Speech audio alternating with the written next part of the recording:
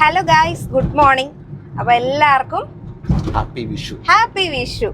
അപ്പോൾ ഇന്നത്തെ വീഡിയോ എന്ന് പറയുന്നത് ഇന്ന് വിഷു ആണ്. ഞങ്ങൾ വിചാരിച്ചു ഇവിടെ നെയ്യാറ്റിൻകര ശ്രീകൃഷ്ണ സ്വാമി ക്ഷേത്രത്തിൽ പോവാന്ന്. അപ്പോൾ ഇപ്പം ഞങ്ങൾ കുളിച്ച് റെഡിയായി ഇറങ്ങി. സമയത്തിന് എത്തിപ്പെടാൻ പറ്റുമോ അറിയില്ല, നോക്കാം. അപ്പം എല്ലാവരുടെയും വിഷു ഒക്കെ എങ്ങനെ ഉണ്ടായിരുന്നു? അടിച്ചു പൊളിച്ചോ? ട്രിവാൻഡ്രം ഇങ്ങോട്ടുള്ളതിനേക്കാൾ ആഘോഷം കൂടുതലും കോഴിക്കോട് ആ സൈഡിലോട്ടല്ലേ അല്ലേ വിഷു എന്നൊക്കെ പറയുമ്പോൾ? പടക്കൊക്കെ വെച്ച് അല്ലേ? നമ്മളെ ഇവിടെ കണി കാണുന്നു, കണി ഒരുക്കങ്ങളൊക്കെ വയ്ക്കുന്നു അല്ലേ? അതൊക്കെയാണ് കൂടുതലും. ഓക്കെ, അപ്പോൾ എല്ലാവരും വിഷു ഒക്കെ അടിച്ചു പൊളിച്ചെന്ന് വിചാരിക്കുന്നു. എല്ലാവർക്കും നല്ലൊരു അടിപൊളി വർഷം ഞങ്ങൾ ആശംസിക്കുന്നു. അപ്പോൾ നമുക്ക് നോക്കാം കേട്ടോ, നമുക്കിന്ന് നേരത്തെ എത്തിപ്പെടാൻ പറ്റുമോയെന്ന്. പോയിട്ട് തൊഴുതിട്ടൊക്കെ വരാം. ഞങ്ങളുടെ വീട്ടിൽ നിന്ന് ഏകദേശം ഒരു 1 hour ജേണി ഉണ്ട് കേട്ടോ, അല്ലേ? 1 മണിക്കൂറുണ്ട്. പിന്നെ നിങ്ങൾക്ക് ഒട്ടുമിക്ക ആൾക്കാരും കേട്ടിട്ടുണ്ടാവും നെയ്യാറ്റിൻകര ശ്രീകൃഷ്ണ സ്വാമി ക്ഷേത്രം ഭയങ്കര ഫേമസാണ്. ഇവിടെ നിന്ന് എത്ര കിലോമീറ്റർ വരും? 10-30 കിലോമീറ്റർ അടുപ്പിച്ച് വരും കേട്ടോ. പിന്നെ വിഷു അല്ലേ, അപ്പോൾ കൃഷ്ണൻ്റെ ക്ഷേത്രം കൂടെ ആയതുകൊണ്ട് കുറച്ച് സമയം കൂടെ ഓപ്പൺ ആയിരിക്കും. ഡെയിലി ഉള്ളതിനേക്കാളും കുറച്ചുകൂടെ സമയം ക്ഷേത്രം ഓപ്പൺ ആയിരിക്കും എന്ന് വിചാരിക്കുന്നല്ലേ? വിചാരിക്കുന്നു. അപ്പം നമ്മളിത് എത്തിയിരിക്കുകയാണ് കേട്ടോ. ഇതാണ് നെയ്യാറ്റിൻകര ശ്രീകൃഷ്ണ സ്വാമി ക്ഷേത്രം.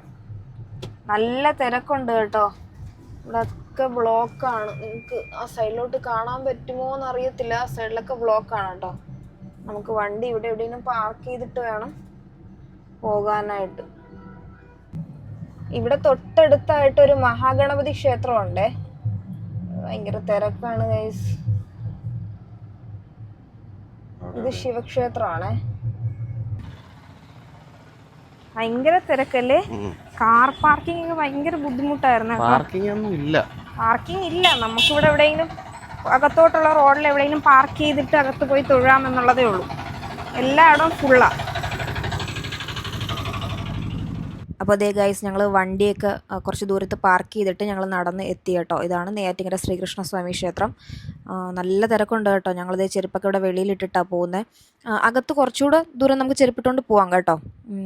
നമുക്ക് അവിടെ ഇട്ടാലും മതിയാലും ഞങ്ങൾക്ക് അറിയത്തില്ല. ഞങ്ങളിവിടെ ചെരുപ്പുകൾ കിടക്കുന്ന കണ്ടിട്ട് ഞങ്ങൾ ഇവിടെ തന്നെ ഇട്ടതാണ്.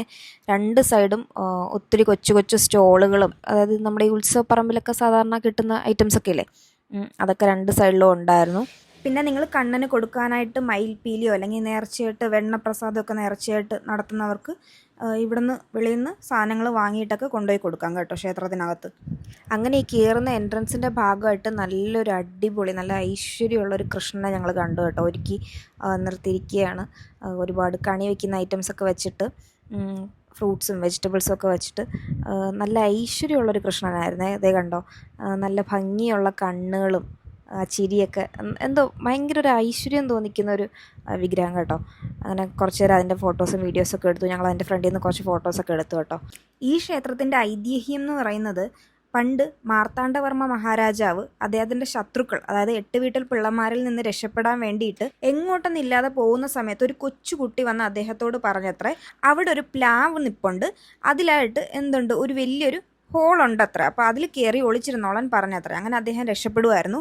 അദ്ദേഹം കരുതുന്നത് അത് കണ്ണനായിരുന്നു, കൃഷ്ണൻ ആ ഒരു കുട്ടിയുടെ രൂപത്തിൽ വന്ന് അദ്ദേഹത്തെ രക്ഷിച്ചതാണ്. അതുകൊണ്ട് അദ്ദേഹം ആ ഒരു സ്നേഹം തിരിച്ചു കാട്ടാനായിട്ട് ഭഗവാനെ അവിടെ പ്രതിഷ്ഠിക്കുമായിരുന്നു കേട്ടോ. കൃഷ്ണനെ, ഉണ്ണിക്കണ്ണനാണ് ഇവിടുത്തെ പ്രതിഷ്ഠ കേട്ടോ. ഞങ്ങളിതേ അമ്പലത്തിൽ നിന്ന് മയിൽപ്പീലിയും വെണ്ണപ്രസാദമൊക്കെ കിട്ടിയതിൻ്റെ സന്തോഷത്തിലാണ് കേട്ടോ. പിന്നെ കൃഷ്ണൻ്റെ അമ്പലമാണല്ലോ, അപ്പോൾ എന്തായാലും പാൽപ്പായസം കാണാതിരിക്കില്ല. അങ്ങനെ പാൽപ്പായസം കൊടുക്കുന്നുണ്ടായിരുന്നു കേട്ടോ. അങ്ങനെ ഞങ്ങൾ അതിൻ്റെയും 2 പാക്കറ്റ് വാങ്ങിയായിരുന്നു. 1/2 ലിറ്ററിൻ്റെ പാക്കറ്റിന് ഏകദേശം 110 രൂപയാണ് കേട്ടോ. ഗൈസ്, നമ്മൾ തൊഴുതൊക്കെ ഇറങ്ങി. എൻ്റെ കഴുത്തിലൊക്കെ ചീർത്തിട്ട് ചന്ദനമൊക്കെ ഒലിച്ചിറങ്ങി. നമ്മളത് തൊഴുതിറങ്ങി. ഇനി ഇവിടെ അന്നദാനം ഉണ്ടെന്ന് പറഞ്ഞു. അപ്പോൾ അന്നദാനം പറ്റുമെങ്കിൽ അന്നദാനം കഴിക്കാം കേട്ടോ. നമ്മൾ ബ്രേക്ക്ഫാസ്റ്റ് കഴിച്ചില്ല. ഇനി ഇവിടെ അന്നദാനം ഉണ്ടെങ്കിൽ ഇനി അന്നദാനം കഴിക്കാമല്ലോ അല്ലേ? ഇപ്പോൾ ഒന്ന് വെയിൽ താന്നു. ഇത്ര സമയം മൊത്തം വെയിലും ചൂടും തിരക്കും. ഇപ്പം തിരക്ക് ഒഴിഞ്ഞു, ഉച്ച സമയം ആവാറായില്ലേ. അപ്പോൾ എല്ലാവർക്കും തൊഴുതിട്ടൊക്കെ പോകുന്ന ടൈമായി. അന്നദാനം കഴിക്കാനായിട്ട് നല്ല വലിയൊരു ക്യൂ തന്നെ ഉണ്ടായിരുന്നു കേട്ടോ നമ്മുടെ ഫ്രണ്ടിലായിട്ട്. ഏകദേശം ഒരു അരമണിക്കൂർ ഞങ്ങൾ ഈ ക്യൂവിൽ തന്നെ നിന്നായിരുന്നു. ഇപ്പം നമ്മൾ നിൽക്കുന്ന ഭാഗത്ത് നല്ല തണലായിരുന്നു, പക്ഷേ ഫ്രണ്ടിലോട്ട് പോകുമ്പോൾ അവിടെ മരമില്ല, ഭയങ്കര ചൂടും ഭയങ്കര വെയിലുമാണ് കേട്ടോ. എങ്കിലും സാരമില്ല, നമ്മൾ കുറച്ച് ഒന്ന് വെയിറ്റ് ചെയ്യേണ്ടി വന്നു. ഏകദേശം ഒരു അരമണിക്കൂർ ക്യൂവിൽ നിൽക്കേണ്ടി വന്നു. അത് കഴിഞ്ഞാണ് ഞങ്ങൾക്കൊന്ന് കഴിക്കാൻ പറ്റിയത്. പക്ഷെ ഞങ്ങൾ കഴിച്ചിറങ്ങിയപ്പോഴേക്കും ഏകദേശം തിരക്കും അങ്ങ് ഒഴിഞ്ഞു കേട്ടോ. അപ്പോൾ നല്ല ഫുഡായിരുന്നേ, പായസം ഉൾപ്പെടെ, അതായത് സേമിയ പായസം, ചോറ്, സാമ്പാർ, രസം, അവിയൽ, കിച്ചടി, പിന്നെന്താണ് അച്ചാറൊക്കെ ആയിട്ട് നല്ല ഭക്ഷണമായിരുന്നു. പിന്നെ വിശന്നും കൂടെ ഇരുന്നത് കൊണ്ട് ഞങ്ങൾ തിരിഞ്ഞും പറഞ്ഞൊന്നും നോക്കാൻ നിന്നില്ല, പെട്ടെന്ന് തന്നെ കഴിച്ചു. ഗൈസ്, ഞങ്ങളങ്ങനെ കണ്ണനെയൊക്കെ കണ്ട് തൊഴുത് ഇറങ്ങി, ഊണും കഴിച്ചു.